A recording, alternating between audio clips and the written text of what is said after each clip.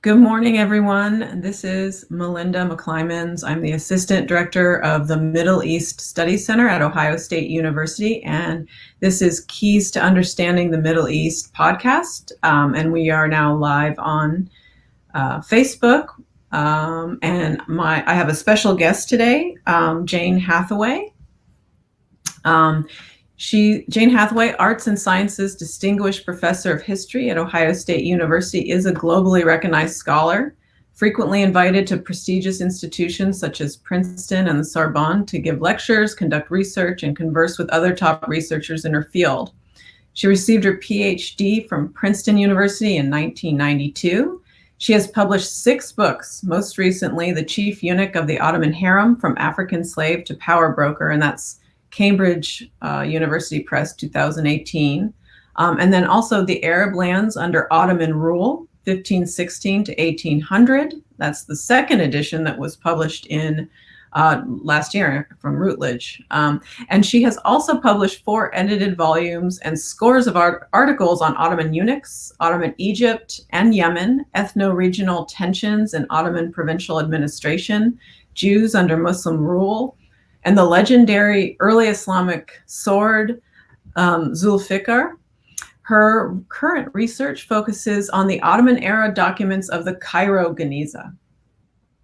So it's a privilege to have her here and to be able to have this conversation and, have this opportunity to illuminate the diversity of not the entire Middle East, but parts of the Middle East or most of the Middle East, and get that in historical perspective from a world expert. So welcome, Dr. Hathaway. I'm so pleased to have you here today. Thank you, Melinda. Nice to be here. Yeah, and my first question is about geography, okay, which I kind of alluded to, because we're going to be talking about the Ottoman territories, which are in today's Middle East, but are those former Ottoman territories synonymous with the Middle East, or are there some major differences there? Okay, the short answer would be no. The long answer would be no, not at all. The Ottoman Empire did rule much of today's Middle East for roughly 4 centuries, from the early 16th century till after World War I. So it ruled Egypt, Greater Syria, by which we mean the present-day countries of Syria, Lebanon, Jordan, Israel, Palestine, Iraq, and the Western Arabian Peninsula, including the all-important Muslim holy cities of Mecca and Medina. For much of that time, it also ruled the coastal regions of what are now Libya, Tunisia, and Algeria, and for 2 widely separated periods, Yemen. And by widely separated, I mean widely separated. First period, 1538 to 1636, approximately. Second period, 1872 to 1918. But in addition to those Middle Eastern and North African territories, it also ruled what's now Turkey, which, depending on your point of view, may or may not be part of the Middle East, much of Southeastern Europe, much of today's Balkans. It did not rule Iran or Morocco. Okay. Thanks so much for the verbal mapping of the territories we'll be talking about, because many of our listeners won't have the benefit of visuals, so we're trying to verbalize everything we can. I'm just going to kind of dig in here. How did the empire shape the region's ethnic and religious diversity? Okay, that's a big question, and I think we can point to 2 major processes through which the centuries of Ottoman rule contributed to the Middle East diversity. First of all, through the movement of populations within the empire, and secondly, through the absorption of populations from outside, and more particularly from hostile empires in the region.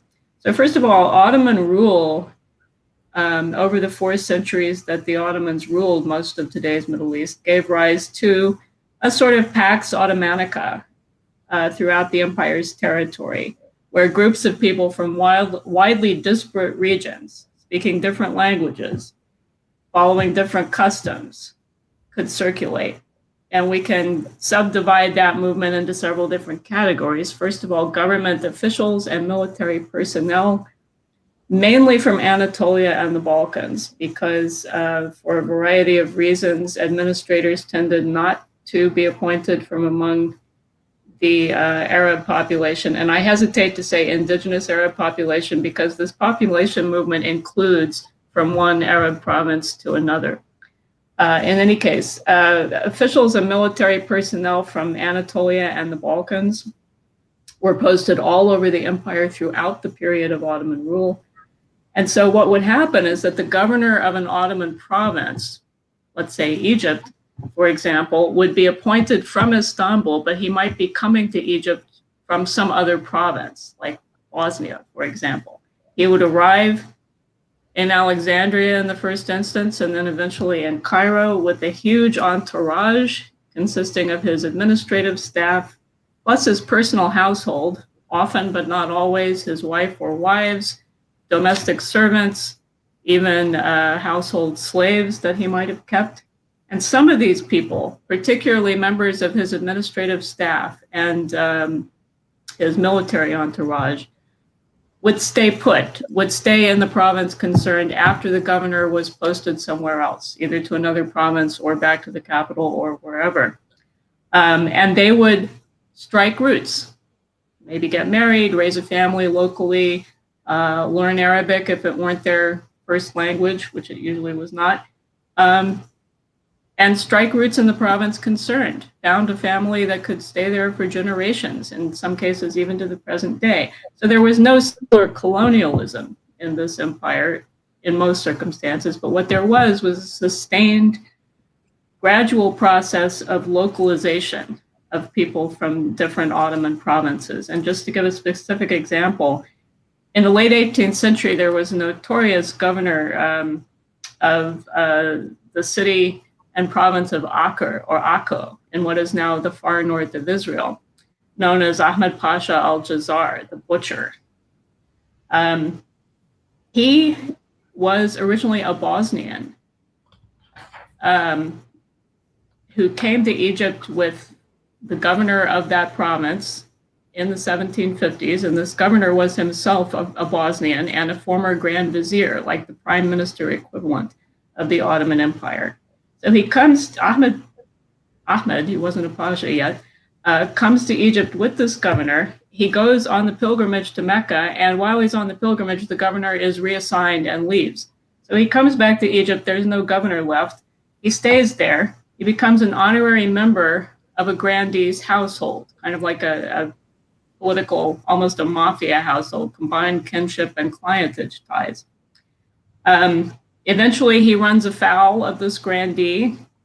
He flees to Greater Syria, and once in Greater Syria, he kind of works his way up through the provincial households there until the Ottoman central government appoints him protector, is the actual title, of Acre, and then eventually governor of the larger province, including northern Palestine and southern Lebanon, of which Acre is a part. So he becomes this entrenched provincial overlord. He's most famous for resisting Napoleon's invasion of Palestine in 1799, but he has his roots as a humble military conscript or even slave, we're not quite sure, in Bosnia. Should I go on with population movement? Because it's quite a big... Interesting. Just to clarify, so we're talking about a governor of Acre and his household, and a member of the household was the gentleman named Ahmed? No, he goes to Egypt initially. Oh, I see. Okay. With the Pasha, the governor, who was appointed to Egypt. Then the governor leaves. Ahmed stays behind in Egypt. He joins the household of a prominent provincial notable, actually the famous Ali Bey al-Kabir from the 18th century. He runs afoul of Ali Bey, and he has to flee for his life. And that's how he ends up in Syria, Greater Syria, of which Acre is a part. And then over the next several years, he joins one household after another, kind of like a soldier of fortune. Mm-hmm. And then eventually is recognized as a power broker by the Ottoman central government and appointed protector of Acre. And then later, several years later, governor of this entire province. And he holds that position until his death in 1804. Wow. So I actually really like biographies like that show kind of the different possibilities that were there at that time and place, mm-hmm. and yeah, I mean, that's really interesting to look at it through that lens of an individual and their journey. But that's only one of the ways in which population movement can occur. Trade and pilgrimage were also big factors. They brought merchants, scholars, Muslim, Christian, and Jewish alike, and Sufis, Muslim mystics, to different parts of the empire. I could give several examples, specific examples, if you're interested. Okay. One example, one of the most widespread Sufi orders in the world today is the Khalwati or Halvati order. It started in what is now Azerbaijan in the Caucasus. And one of the ways it spread into Ottoman territory was a hostile empire, the rise of the Twelver Shiite Safavid Empire in Iran in the early 16th century. The Safavids took over Azerbaijan since they were militantly Shiite and the Khalwatis were Sunni Sufis. Khalwati leaders fled. They established 3 key branches of the order in Egypt even before the Ottoman conquest, so while Egypt was still under the rule of the Mamluk Sultanate. During the Ottoman period in the 18th century, a separate branch of this order, which had taken root in central Anatolia, so what is today north central Turkey, came to Egypt with the Syrian Sufi who had been initiated into this branch and who came to Egypt to spread this particular branch of the order. So this was how this branch from Anatolia became established in Egypt by way of Syria. Another example, in the course of the 17th century, Moroccan, we can call them logicians, scholars who emphasize logic and rational inquiry, came to Cairo on their way to Mecca for the pilgrimage. If you were in Morocco and wanted to make the pilgrimage, you basically had to take an overland caravan that would stop for a lengthy period, months, in some cases, in Cairo. And then you would join the major Egyptian pilgrimage caravan, which the Ottoman government sponsored, going to Mecca. So these logicians came to Cairo in that way, and many of them kind of got off the caravan or finished their pilgrimage, went back to Egypt and stayed there for years at a time, in a few cases for the rest of their lives. Their headquarters was Cairo's famous Al-Azhar University, we can call it, Madras, where they had a profound impact on Egyptian and broader Ottoman intellectual life. And the last example I'm going to give you is a non-Muslim example. In the late 18th century, you have merchants from the ports of Greater Syria, including, of course, Lebanon and what's now Israel, who became Roman Catholic. They were Orthodox Christian who, under the influence of French missionaries, recognized the Pope and the Vatican and formed the core of what is now the Syrian Catholic Church. These people were merchants. They traded, they came to monopolize, really, trade between Syrian ports and Egypt. And they established footholds in the Mediterranean ports of Egypt, particularly Alexandria. So you have a kind of colony of Syrian Catholic merchants in these port cities, some of whose descendants are living there to this day. Wow. Okay. I always kind of wondered about how there came to be a Syrian Catholic population, or actually, I was usually thinking about it in terms of Lebanon. Mhm. That's really interesting. So yeah, so you can really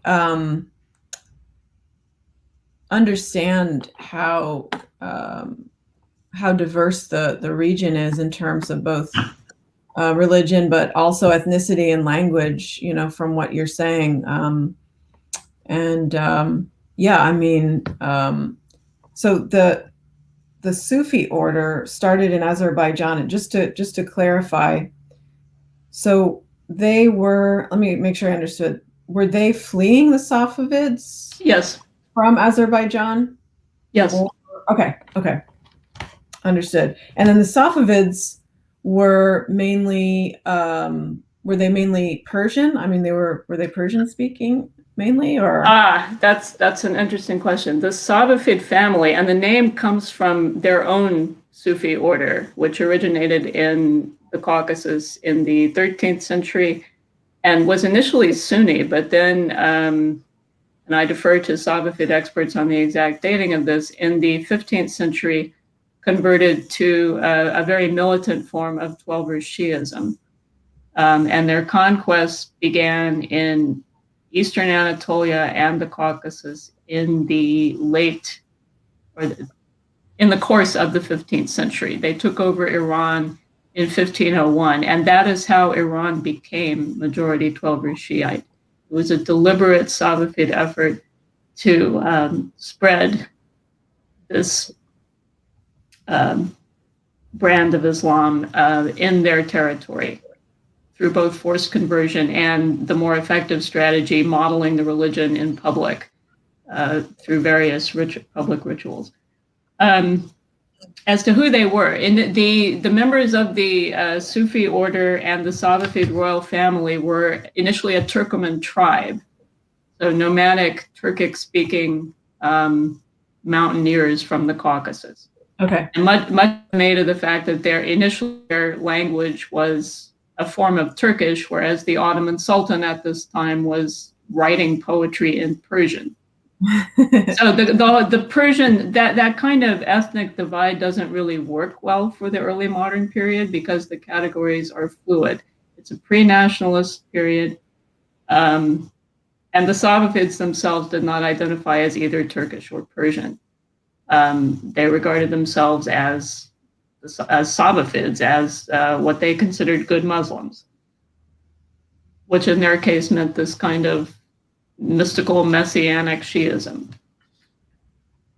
And then were a lot of people fleeing, or just particular groups that were targeted, like the Sufi group? Well, Sunni ulama, Sunni scholars of any kind, were going to be under extreme pressure from this regime. Okay. And these Sufi leaders qualify as Sunni ulama. I mean, there's kind of it's standard practice today to identify in the popular media to identify Sufism as a kind of third form of Islam besides Sunnism and Shiism. But in fact, at the risk of overgeneralizing, I guess I could say most Sufis today are Sunnis of one kind or another. There are Shiite mystics, and there are some Sufi orders that you could describe as Shiite or at least Shiite leaning. The reason you don't see the same representation of Sufism in Twelver Shiism has to do with the way the religion developed in Iran under the Safavids. Mainly under the Safavids. Oh wow. So like if we just bring it to today, so you don't find as much Sufism being practiced in Iran as in surrounding countries because of that, or do they still carry on, do you think? The short answer would be no, you don't. The second answer is there is mysticism. You Okay. know, you don't have to belong to a Sufi order to be a mystic, and historically there's even been a form of non-Sufi order Sufism. The kind of mysticism that tends to, and I have to choose my words carefully because I'm not an expert on Iran, but that has tended to be popular in Iran in recent centuries is a kind of what we could call non-Sufi mysticism, known as irfan, which is a kind of individualized, if you want, non-group mysticism. The late Ayatollah Khomeini practiced this kind of mysticism. This does not mean, though, that there have never been any Sufi orders active in Iran. There are a number that have been associated with Shia practitioners over the centuries. Okay, that makes sense. It's just more a matter of degree than absolute. Yeah, and it has to do with, as I said, the Safavid agenda. One Safavid Shah in particular who was suspicious of Sufi orders because the Safavid tribesmen who had brought the empire to power belonged to the Sufi order, and he more or less turned against them. I mean, I think there's some degree of scholarly debate about the extent to which the Shah in the late 16th century suppressed Sufi orders in Iran, but that's the conventional narrative. Okay.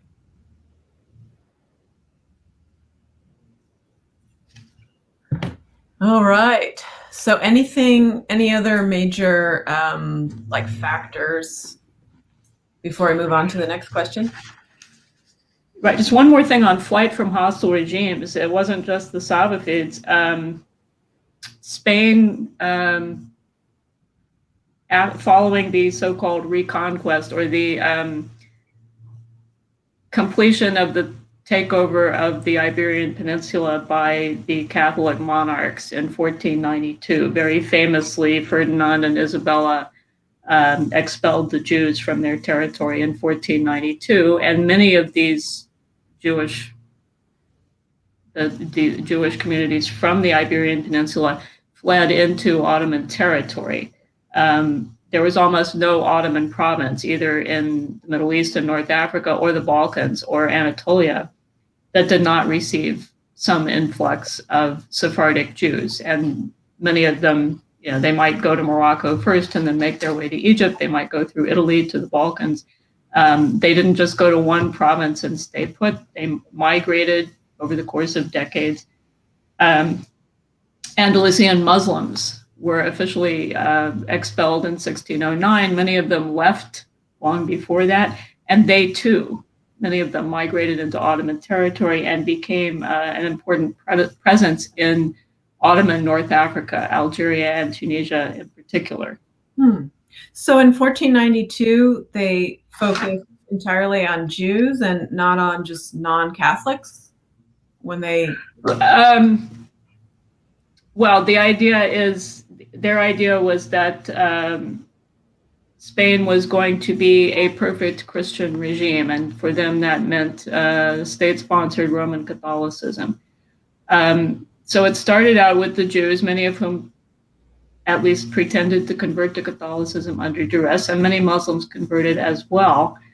And it wasn't that Ferdinand and Isabella and their successors were okay with allowing Muslims to remain in the country, not at all.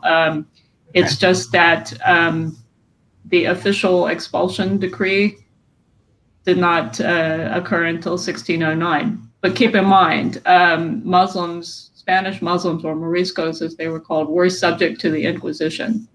So many of them also, like the Jews of Spain, pretended to convert to Catholicism or fled.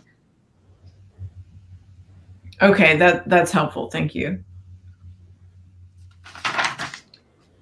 Okay, so in your book, The Arab Lands Under Ottoman Rule, you shed light on a more diverse array of identities and demographics than previous histories.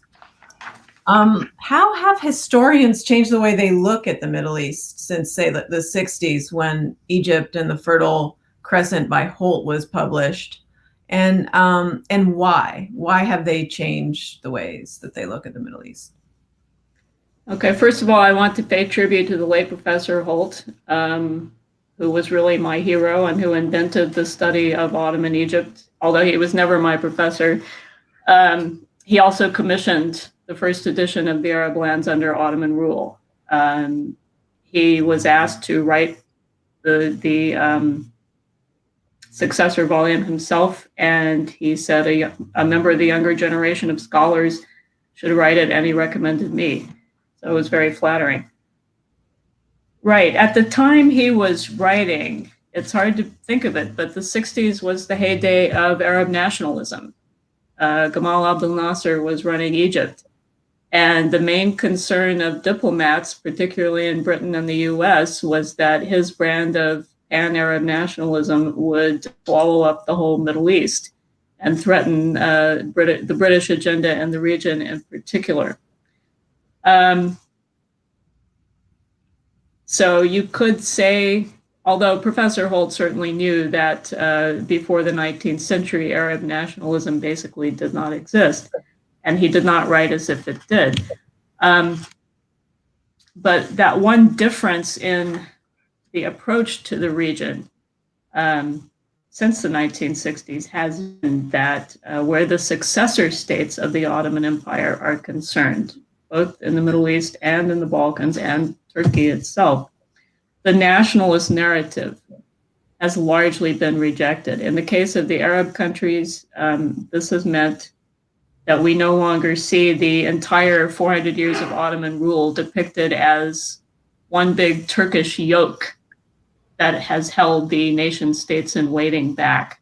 Instead, the Ottoman legacy has been accepted, even embraced, and particularly with serious scholars doing serious academic research, it's been particularly striking, even in the last 10 to 15 years, the extent to which they have fully engaged with serious Ottomanist scholarship, carrying it out themselves, of course, but also keeping current on what is being done in Ottoman history in other parts of the empire, or the Anatolian provinces for the Balkans. And I would say the Arab scholars are doing a much better job of this than their counterparts who focus on the Ottoman center are doing, keeping up with scholarship on the Arab provinces. That is actually one of my pet peeves.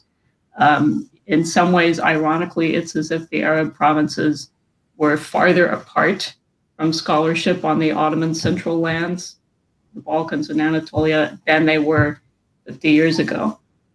That's only one facet of the rethinking of the Ottoman legacy.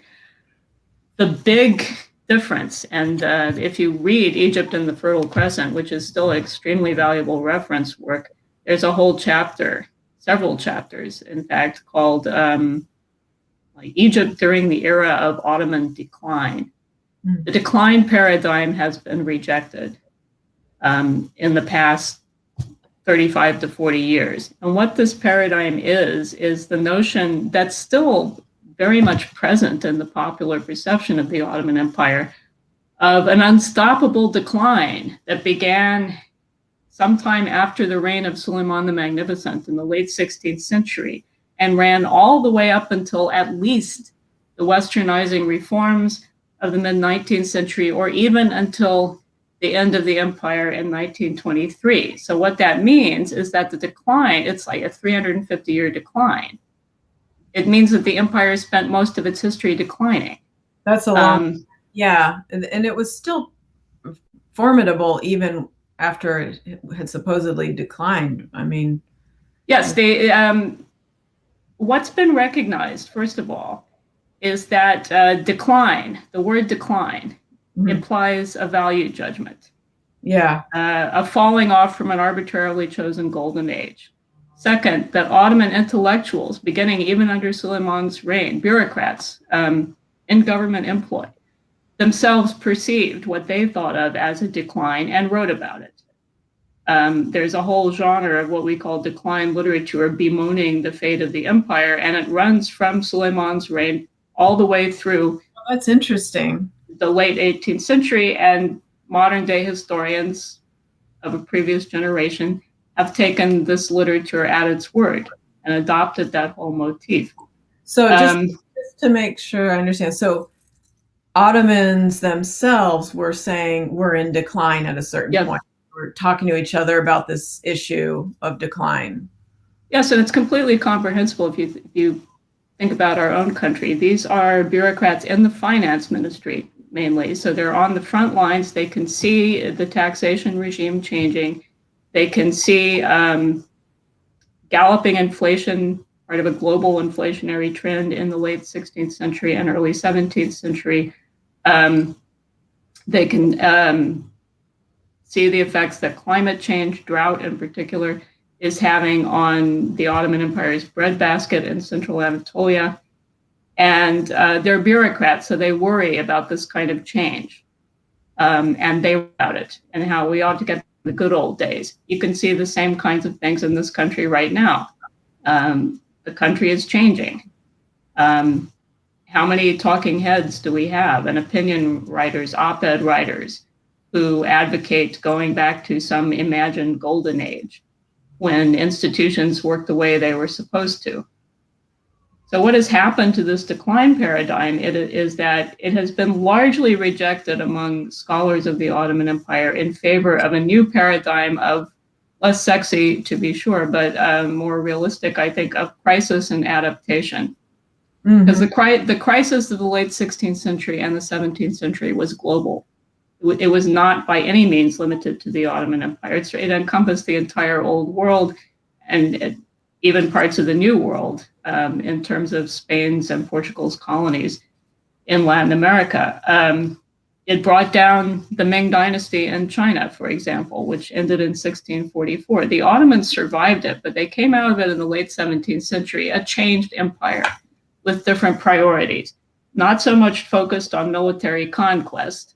And whether they're in decline or not was always judged by whether they were conquering territory, which doesn't make a whole lot of sense if you think about it. That's a certain point of view on history itself, like where you're looking mainly to wars and conquest.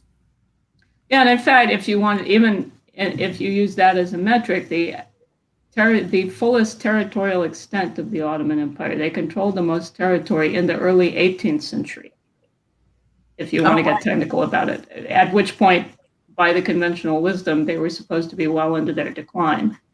So in this, they came out of this crisis still fighting wars on two fronts, against the Habsburg Empire in Europe, increasingly against Russia, but also against the Safavids and their successors in Iran. But generally, less emphasis on new conquests, more, particularly as you get into the 18th century, on diplomacy, on taxation. The Ottomans were one of history's great taxing empires. Yeah. And on projecting the status of the Sultan as the custodian of Mecca and Medina, which was a very important part of Ottoman imperial identity.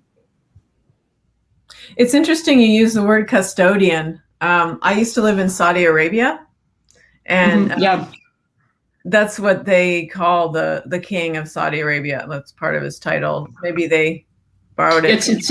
They didn't just borrow it. It's directly inherited. Khadam al-Haramain is the Arabic. Okay. Yes, it was the Ottomans, the Sharif of Mecca, and then the Saudis when they conquered the holy cities from the Sharif, then king of the Hijaz. Yep. Okay. Good to know. Good to know. And you mentioned also this was a global phenomenon where, of change, I guess. For example, you said in 1644, the Ming Dynasty basically came to an end because of, I guess, economics, like global economics at the time. Well, it was a multi-pronged crisis. Climate change, the Little Ice Age, inflation. I mean, it has a different characteristic in China, and I'm not a China expert, so I defer to experts on the Ming and the Qing to speak to that crisis. But a sort of feedback loop of crises. Okay. Fiscal and economic, climate, in the Ottomans' case, military, dynastic, and demographic as well. Demographic? Yes, in the sense that you have migrations of peasants fleeing the land because of the drought, Oh, okay. And because of brigandage, particularly in Anatolia, caused by these, by, Wow. in a, caused by demobilized soldiers. They had been called up to fight the Habsburgs as a supplement to the existing army. And when they finished their tours of duty, they went back to Anatolia with their matchlocks, their guns. I am told not to call them rifles because technically they were not rifles, but matchlock guns. Um, Only to find that going back to the farm was not really an option because inflation and drought had made it virtually impossible to farm successfully, raise the crop, market the crop, etc. So your choices were either to move to the city and enjoy impoverished unemployment in a steadily growing Istanbul, or turn to highway robbery. Or, on the other hand, hire your services out to one of these increasingly influential and powerful provincial governors in Anatolia and also northern Syria. So part of what was going on was not simply drought and inflation, but also increasing monetization of the economy. So ironically, rather paradoxically, these governors out in eastern Anatolia and northern Syria were seeing increased opportunities for trade with the East, with Iran in particular, driven by a cash economy. And so to protect the trade routes, they needed these mercenary armies. And the supply was there. These mercenaries coming back with their firearms from service in Europe, or in some cases, just grabbing firearms and offering their services out without ever having gone to fight for the Ottoman Empire. That makes sense. Yeah. Do what you got to do. And does that kind of explain the gentleman we spoke about that was who eventually became the governor of Acre? Or is that well, that was quite a bit later. That was later? At least a century later. Yeah. Oh. Although you do see in the 17th century Bosnians volunteering, and in some cases volunteering for this kind of elite military slave service, being deployed throughout the empire. Today, in many Arab countries, there are large numbers of families who have the last name Bushnak, Bushnaq. That means Bosniak. And what it usually denotes is some ancestor who came from Bosnia during the Ottoman period. Trying to think if I've known someone with that name. Sounds familiar. So, anything else you want to shed light on when it comes to historians' evolving perspective on whether it's Ottoman decline or how nationalism has colored our views of the world? Well, I mentioned kind of moving past the old nationalist narrative and the old decline narrative.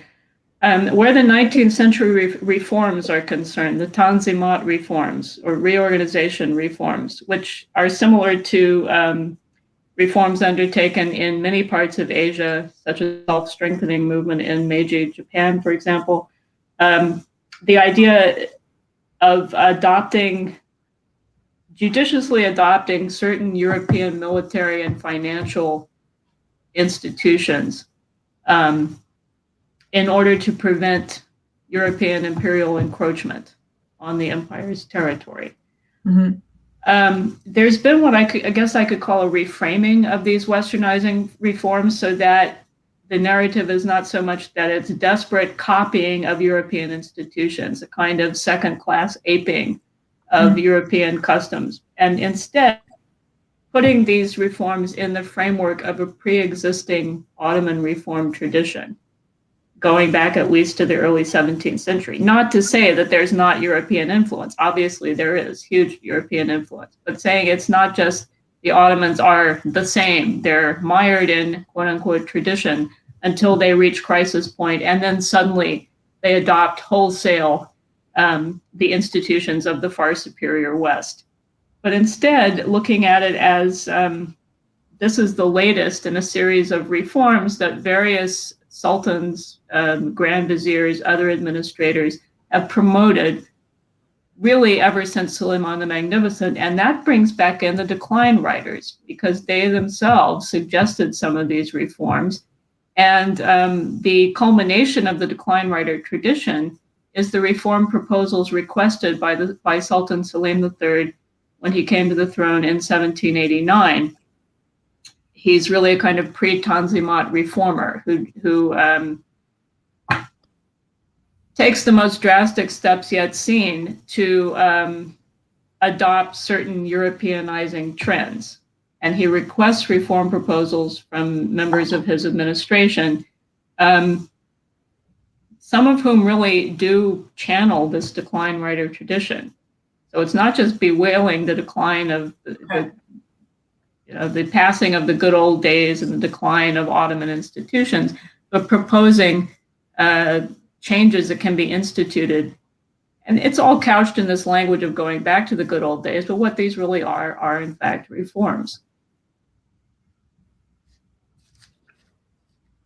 So the decline writers were already decline writing in 1789, or? Yeah, the first identifiable decline writer is one of Suleiman the Magnificent's grand viziers in the 1540s. So yes, what I'm saying is that the reform proposals that Selim III commissioned from members of his administration are like the end, if you want, the culmination of the decline writer tradition. Okay, wow. Which by that time was already 250 years old. Wow. Yeah, the decline writer topic is new one on me. That's so like during the whole time almost of the Ottoman Empire, there were people saying it was in decline, which seems kind of, that's surprising. Well, but as I said, there's always going to be someone who wants, in any polity, who wants to go back to the good old days.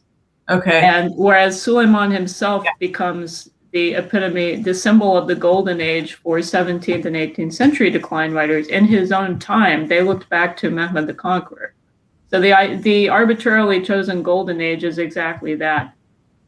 Whereas today, someone in the US might say, oh, if only things could be the way they were under Eisenhower. Mm-hmm. Whereas during the Eisenhower administration in the 50s, I don't know this, but I'm sure there were people who were saying, oh, if only things could have been the way they were before FDR or something like that. Yeah, that helps. Yeah, to kind of contextualize it. With a kind of a comparative analysis. Oh,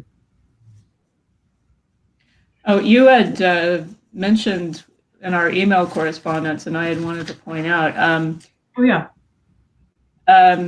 Egypt and the Fertile Crescent is really a political narrative. It's very, very detailed, which is what makes it such a good reference work.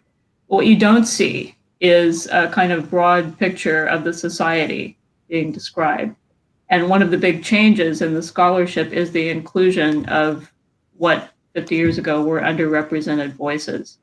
So women, religious and ethnic minorities, enslaved populations of all kinds, whether the Ottoman Empire didn't really have agricultural slavery on a large scale, but domestic servants, many of whom were women from Eastern Africa, as well as so-called elite slaves, eunuchs, military slaves taken for the palace page corps or the janissaries, etc.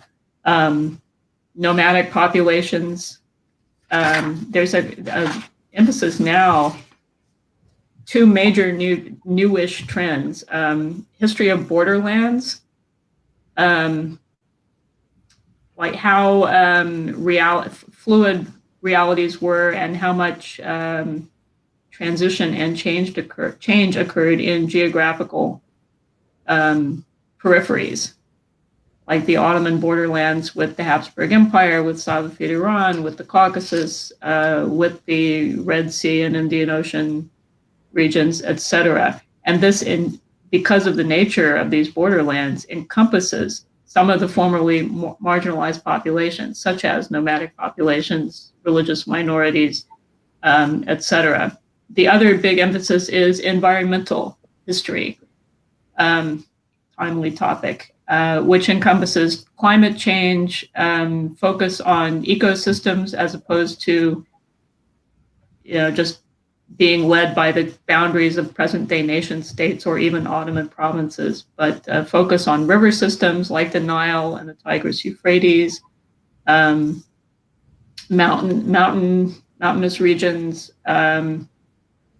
and looking at how environment interacts with disease, with technology, with population movement, etc.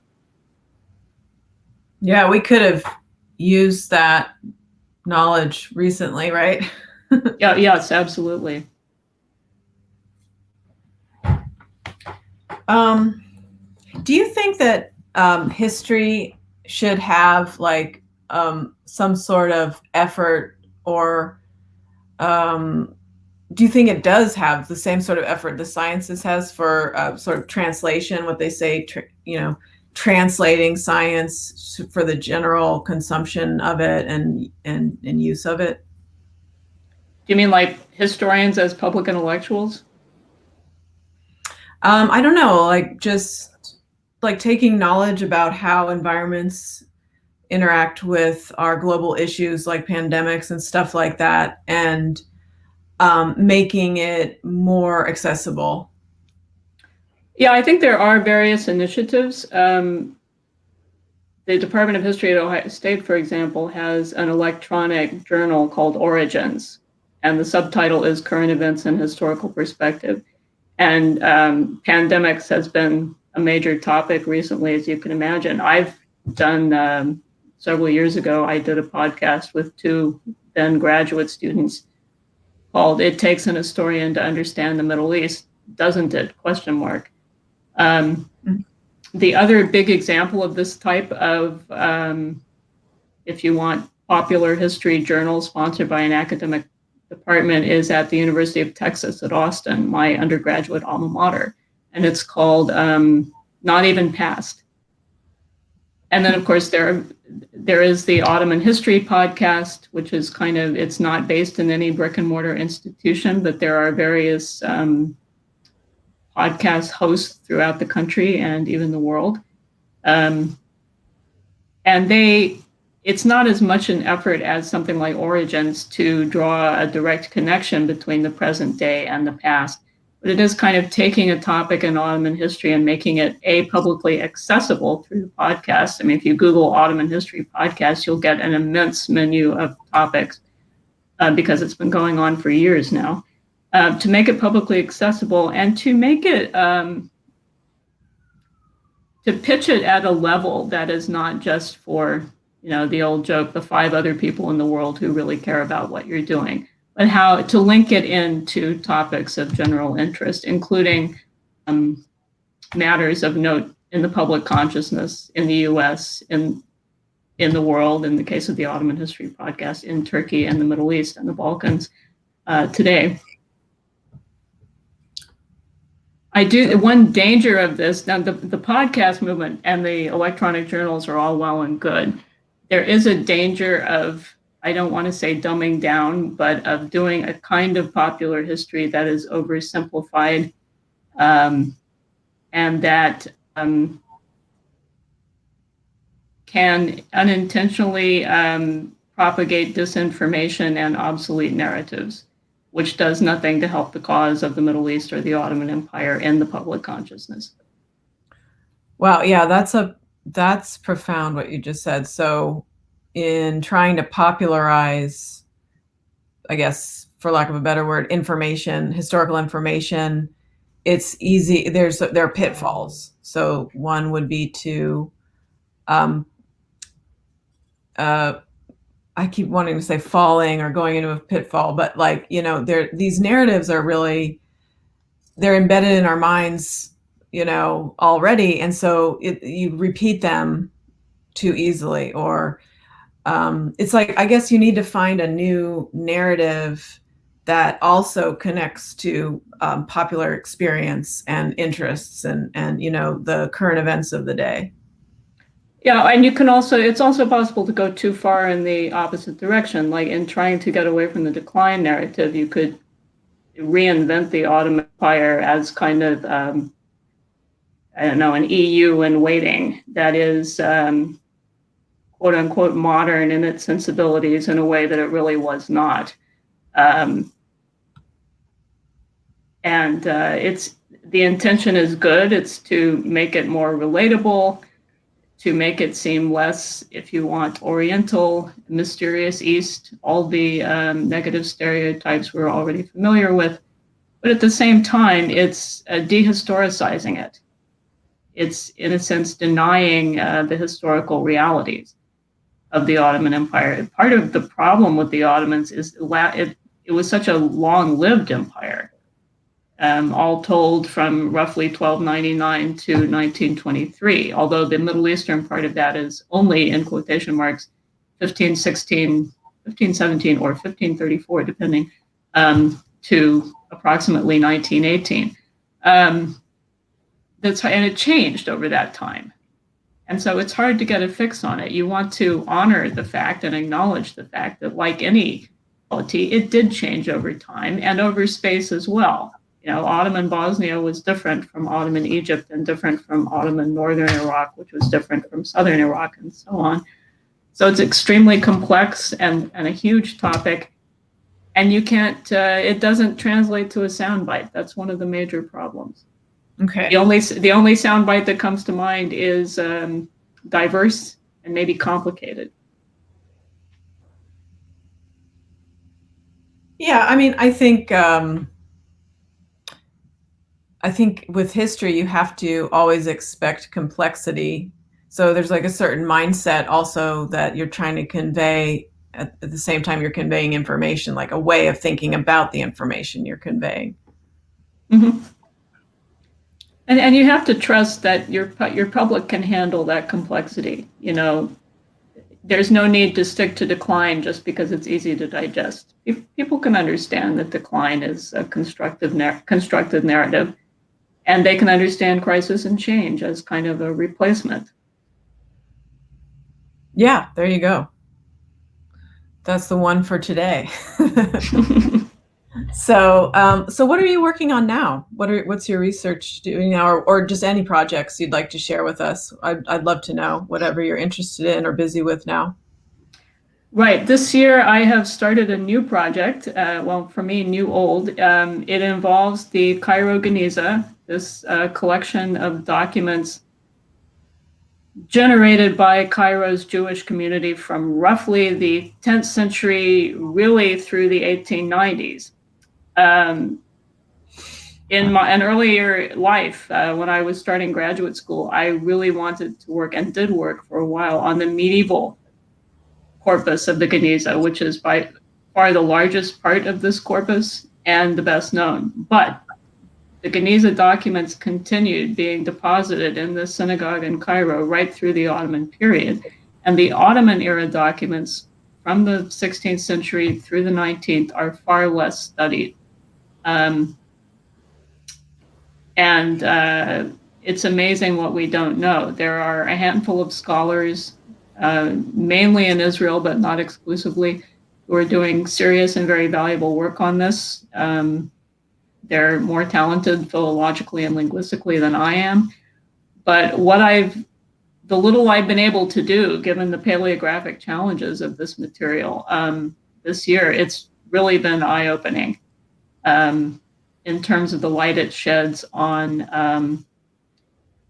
I guess I'd say in particular, the Mediterranean port cities and Damietta, the port city on the eastern arm of the Nile in particular. Okay. Continuities from the Mamluk Sultanate to the Ottoman period, not the continuities that everyone thinks about, like continuation of the Mamluk Sultanate under a thin Ottoman veneer, which was not the case, but very late Mamluk institutional changes that seem to have carried over into the Ottoman period. In things like the way court cases are dealt with, Muslim court cases are dealt with, and the way the the court cases are written up and laid out on the page even. What I had hoped to find was how the 17th century crisis reflected itself in Egypt, some of which I know, but really, given what was going on in Anatolia with the drought and the banditry and everything, you don't really see the same things reflected in Egypt, except in a very kind of tangential way. And I was hoping the Giza could shed light on it. That part I haven't found so much about. For whatever reason, there seems to be less material from the 17th century than from the 16th on the one hand and the 18th and 19th on the other. And where are you doing the research? Have you had to travel, or I guess with, our current circumstances, that would be difficult, but you've managed to get to the documents somehow. Yeah, the Geniza is one of the most heavily digitized archival collections in the world. And what most of us use is a database called the Friedberg Geniza Project, which is not exclusively Geniza. They have other kinds of documents. And that it's not tied to any brick and mortar institution. It kind of exists in cyberspace, and they have virtually every known Geniza document digitized. And they have various tools. So for the medieval period in particular, you often have fragmentary documents, and they have software that allows you to try and find joins, like the document that today is housed in Cambridge might actually be part of a larger document, the other part of which is in, let's say, St. Petersburg. And you can do all this digitally. Wow. With the Ottoman stuff, this kind of fragmentation is not as common. So let's back up a little bit. So the Geniza, what was the Geniza, or what is the Geniza? Right, the word means a burial. It's related to both the Hebrew and Arabic words for burial. And in Judaism, and we're increasingly finding in Islam and maybe even Christianity as well, the tradition was not to destroy any piece of paper or other writing material with the name of God on it, even if it's a letter that says, "Thank God you are well," or something like that. So what would ordinarily happen, and what still does happen in some synagogues, even in the US, is you take the old prayer books and bits of paper and so on, and you bury them.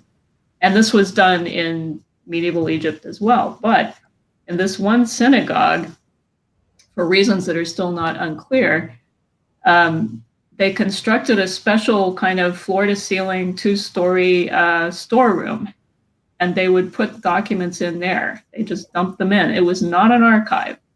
It was like a recycling bin that's never emptied. And so this stuff just accumulated until in the 1890s, the synagogue was fully restored, really rebuilt de facto. And at that point, the Geniza was emptied out. And you know what the 19th century was like. And by that time, Egypt was under British occupation, kind of like the Elgin marbles. Suddenly Geniza documents started appearing on the international market. And that's why the major physical collections of these documents today, the largest single one is in Cambridge, England. And there are other collections in Western Europe, in Russia, and several in the US, including a small one in Cincinnati at Hebrew Union College. Oh, really? Oh, interesting. Yeah. So in our own Ohio. Yeah. Okay. And then before we go, I'd love for you to share what courses you teach, so our students at OSU are aware of what they can sign up for, and any other resources you'd like to share with them. Okay, yeah, I have a menu of courses that I routinely teach. These are just the ones in Middle Eastern history. I also teach world history and the introductory course for history majors.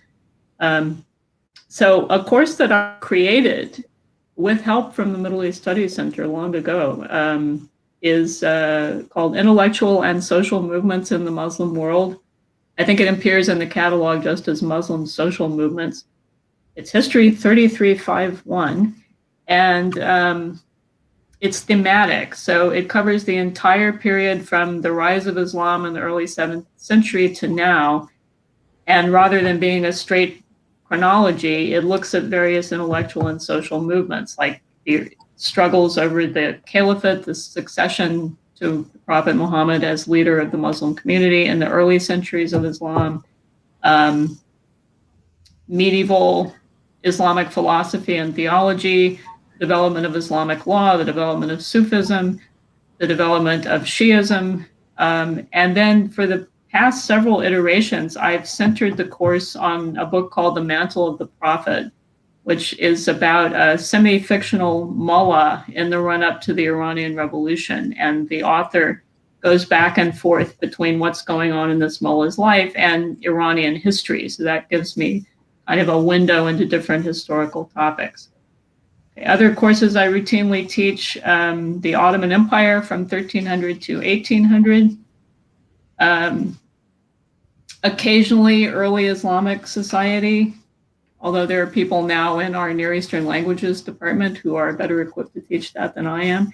And I also have a 3,000 level course called Jewish Communities Under Muslim Rule, 3353. That, among other things, covers the Geniza. Okay. And then I teach graduate courses as well. Okay. That's quite an array of courses. It doesn't seem like that many compared to the range of courses some of my colleagues teach, but and I don't offer all of them every year, obviously, that's not possible. Yeah. And yeah, so you mentioned that book, The Mantle of the Prophet. I think that's a great resource. That was a fiction book that it's not fiction, actually. It's by Roy Mutahide, who's emeritus at Harvard, and he takes a character is based on a real life Ayatollah, minor, well, not someone in the Iranian government currently, but is semi-fictionalized, and he kind of takes you through his life, but not as a biography, just his experiences as they tap into broader Iranian history. So like one chapter will be about his first day at the state school under the Shah, right? And then it will jump back to the history of madrasa education in Iran. And then it'll follow this young man as he goes to the great madrasas in Qom, in Iran's religious capital. And so it'll kind of go back and forth between this semi-fictional mullah's life experience, including getting involved in protest movements and the run-up to the revolution, on the one hand, and how this ties into broader Iranian history, going all the way back really to the beginnings of Islam, the High Middle Ages with great Iranian philosophers, the rise of the Safavids, and so on.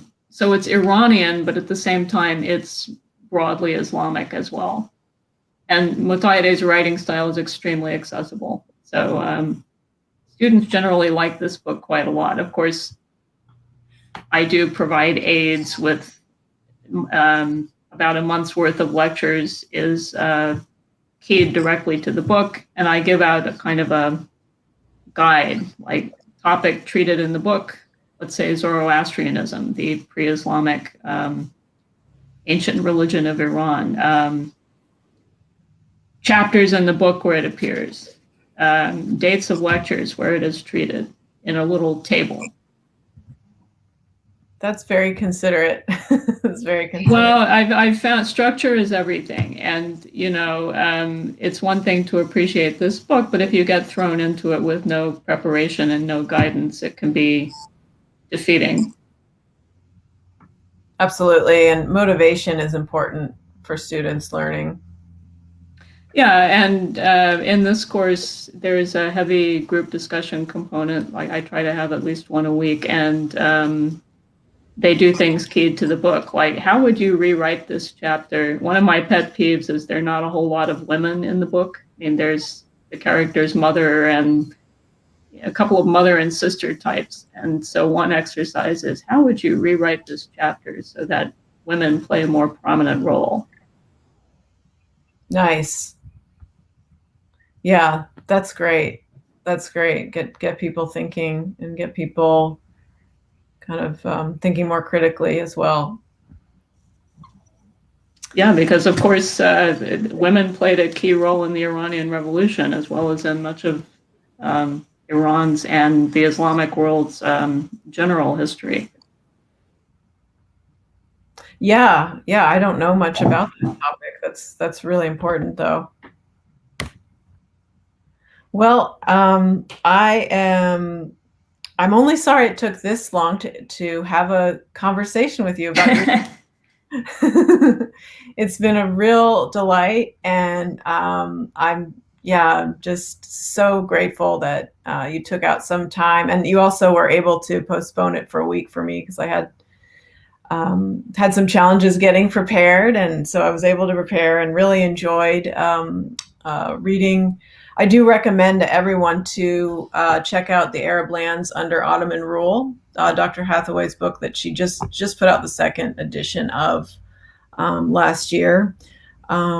Definitely, I think a must read for understanding the Middle East.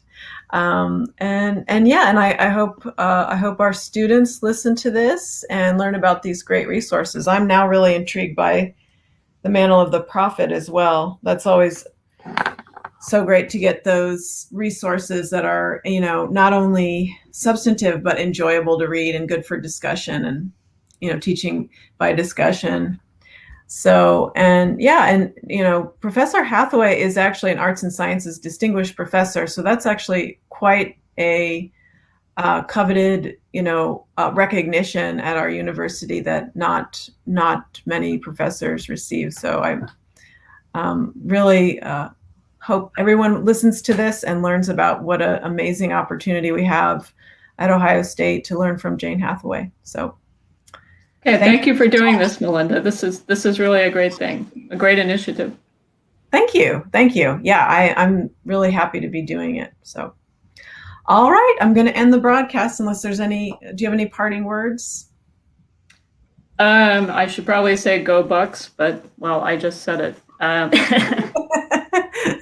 There you go. Yes, I just thank you again. This was really a great opportunity. You're welcome. You're welcome.